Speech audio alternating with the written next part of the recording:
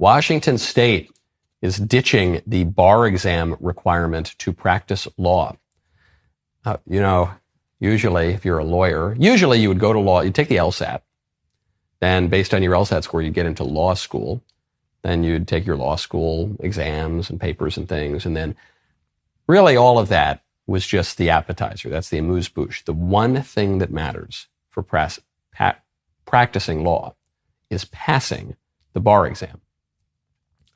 But this is a problem. And the problem is diversity, equity, and inclusion. According to Washington State, there is insufficient equity brought about by the bar exam.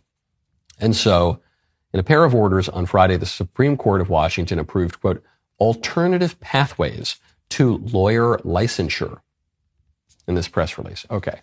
What does this mean? It means that the white people are doing pretty well on the bar exam and the black people are doing worse.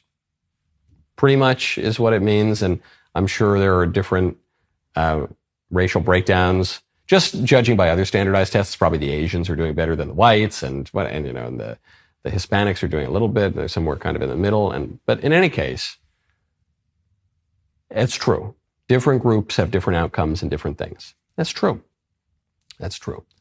So if you begin looking at the issue with the conclusion, we need more lawyers of XYZ race, then you're going to come to the conclusion that, oh, wow, this bar exam is not serving the purpose.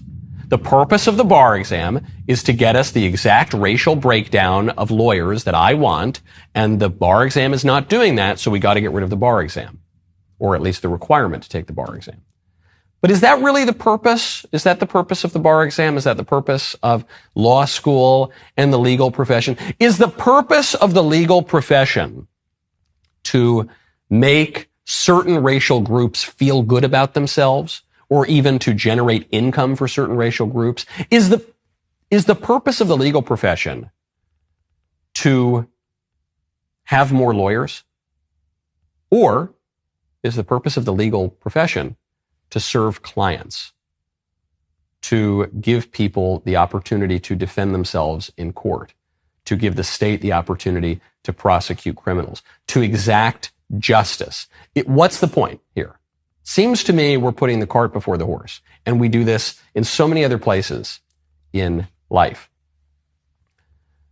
When I flew out to Florida yesterday, I had a female pilot, and some of my producers, including Professor Jacob over there, were making some jokes about this because of the DEI policies. They said, uh-oh, get off the plane. Get off! Run!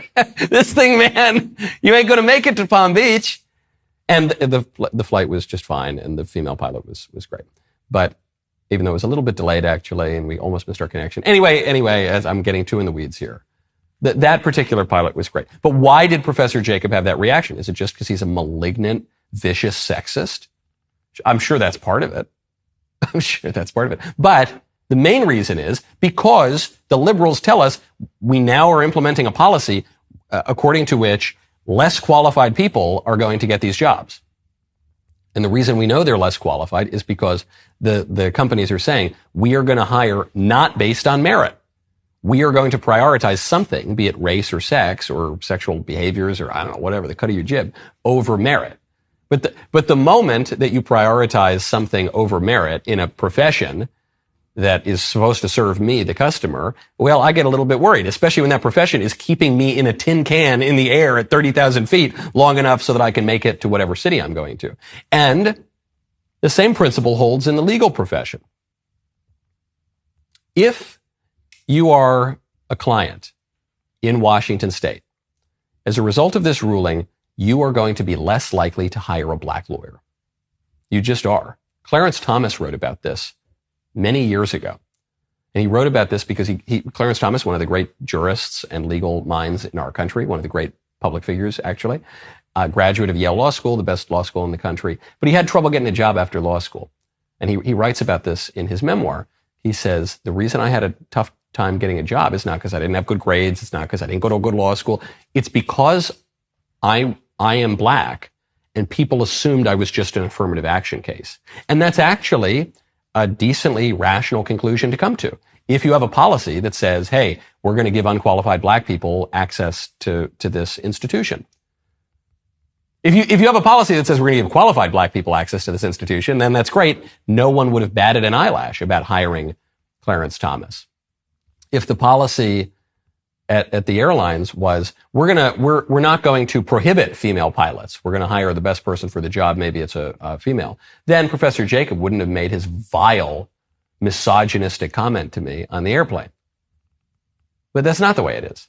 So just the practical conclusion of this is, if you've got your life on the line, whether we're talking literally on an airplane or we're talking legally, someone could throw you in prison for the rest of your life, you're going to be more likely in Washington now to hire a straight white male or whatever, or an Asian guy or so. Whatever group historically does best on the bar exam, you're going to hire that group because you're going to assume that everyone else is just there as an affirmative action case, as a DEI hire.